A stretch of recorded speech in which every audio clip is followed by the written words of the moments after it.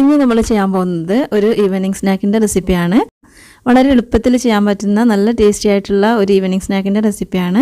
ഉരുളക്കിഴങ്ങ് വെച്ചിട്ടാണ് നമ്മളിത് ചെയ്യുന്നത്. അപ്പോൾ വീഡിയോയിലേക്ക് പോകുന്നതിന് മുമ്പ് ഈ ചാനൽ എല്ലാവരും ഒന്ന് സബ്സ്ക്രൈബ് ചെയ്ത് സപ്പോർട്ട് ചെയ്യണേ. അപ്പോൾ ഈ ഒരു പലഹാരം ഉണ്ടാക്കാൻ വേണ്ടിയിട്ട് ഞാനിപ്പോൾ ഇവിടെ 4 ഉരുളക്കിഴങ്ങാണ് എടുത്തത്.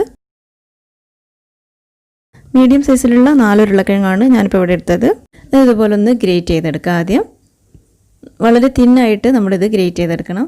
അപ്പോഴാണ് നമുക്ക് നല്ല ക്രിസ്പി ആയിട്ട് കിട്ടുള്ളൂ. ഏറ്റവും തിന്നായിട്ട് ഗ്രേറ്റ് ചെയ്യാൻ പറ്റുന്ന ഗ്രേറ്ററാണ് നമ്മളിതിന് വേണ്ടി എടുക്കേണ്ടത്. ഇപ്പോൾ ഇതുപോലെയാണ് ഇത് നമ്മൾ ഗ്രേറ്റ് ചെയ്തെടുക്കേണ്ടത്. ഞാനിപ്പോൾ ഇതെല്ലാം ഇവിടെ ഇതുപോലെ ഗ്രേറ്റ് ചെയ്തെടുത്തിട്ടുണ്ട്.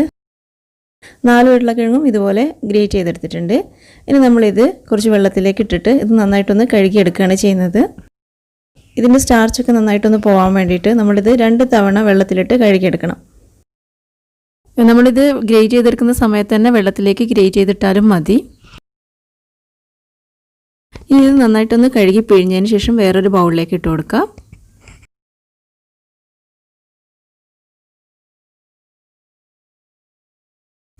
ഇനി നമ്മൾ വേറൊരു ബൗളിൽ കുറച്ചുകൂടെ വെള്ളം എടുത്തിട്ട് ഒരു തവണയും കൂടി ഇതൊന്ന് കഴുകിയെടുക്കണം. ഇനി ഇത് നമ്മൾ പിഴിഞ്ഞെടുക്കുമ്പോൾ നന്നായിട്ട് തന്നെ പിഴിഞ്ഞെടുക്കണം. ഒട്ടും വെള്ളം ഇതിലില്ലാത്ത രീതിയിൽ നന്നായിട്ട് തന്നെ ഇത് പിഴിഞ്ഞെടുക്കാം. നമ്മളിത് തിന്നായിട്ട് ഗ്രേറ്റ് ചെയ്തെടുക്കുമ്പോഴേ ഉള്ളത് ക്രിസ്പി ആയിട്ട് കിട്ടുള്ളൂ. ഇപ്പോൾ ഇത് ഞാനിവിടെ 2 തവണ നന്നായിട്ട് കഴുകിയതിന് ശേഷം ഒട്ടും വെള്ളമൊന്നും ഇല്ലാത്ത രീതിയിൽ നന്നായിട്ട് പിഴിഞ്ഞെടുത്തിട്ടുണ്ട്. ഇനി നമ്മളിതിലേക്ക് 2 സവാള ഇതുപോലെ ചെറുതായിട്ട് ചോപ്പ് ചെയ്തിട്ട് ഇതിലേക്ക് ഇട്ട് കൊടുക്കാം. ഒരു 5-6 പച്ചമുളക് ചെറുതായിട്ടൊന്ന് ചോപ്പ് ചെയ്തിട്ടിട്ട് കൊടുക്കുക. അത്യാവശ്യം നല്ല എരിവൊക്കെ ഉണ്ടാകുമ്പോഴാണ് ഈ സ്നാക്കിന് നല്ലൊരു ടേസ്റ്റ് കിട്ടുക. 1 ടേബിൾ സ്പൂൺ ഇഞ്ചി ചെറുതായിട്ട് ഇതുപോലെ ഒന്ന് ചോപ്പ് ചെയ്തിട്ട് ഇതിലേക്ക് ഇട്ട് കൊടുക്കാം. ഇനി ഇതിലേക്ക് കുറച്ച് കറിവേപ്പില ഇതുപോലെ ചെറുതായിട്ടൊന്ന് അരിഞ്ഞിട്ട് ഇതിലേക്ക് ചേർത്ത് കൊടുക്കാം. ഇനി നമ്മളിതിലേക്ക് കുറച്ച് പൊടികളൊക്കെ ആഡ് ചെയ്ത് കൊടുക്കാം. ആദ്യം 1/2 ടീസ്പൂൺ മഞ്ഞൾപ്പൊടി ചേർത്ത് കൊടുക്കാം. 1 ടീസ്പൂൺ മുളക് പൊടി, 1 ടീസ്പൂൺ ചിക്കൻ മസാല. നല്ലൊരു ഫ്ലേവർ കിട്ടാൻ വേണ്ടിയിട്ടാണ് നമ്മളിതിലേക്ക് ചിക്കൻ മസാല ചേർത്ത് കൊടുക്കുന്നത്. 1/4 ടീസ്പൂൺ കായത്തിൻ്റെ പൊടി ചേർത്ത് കൊടുക്കുക.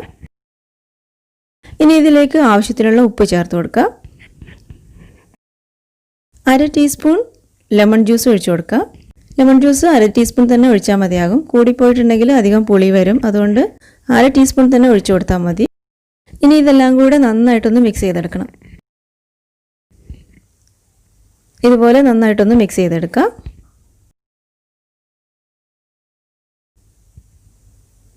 ഇപ്പോൾ ഞാനിപ്പോൾ ഇവിടെ നന്നായിട്ടിത് മിക്സ് ചെയ്തെടുത്തിട്ടുണ്ട്.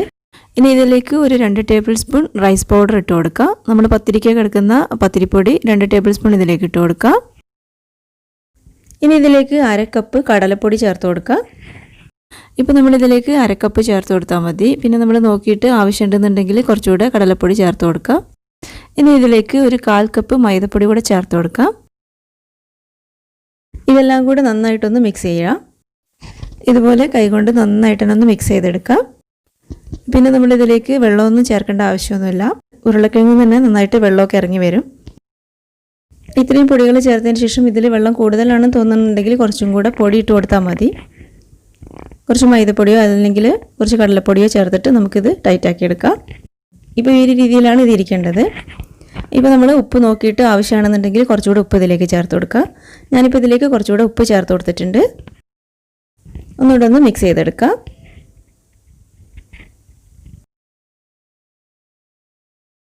പിന്നെ ഇനി ഈ ഒരു രീതിയിലാണ് നമ്മളിത് എണ്ണയിലേക്ക് ഇട്ട് കൊടുക്കേണ്ടത്. ഇതുപോലെ ചെറുതായിട്ട് ഇട്ട് കൊടുക്കുമ്പോഴാണ് നമുക്ക് നന്നായിട്ട് ക്രിസ്പി ആയിട്ട് കിട്ടുള്ളൂ.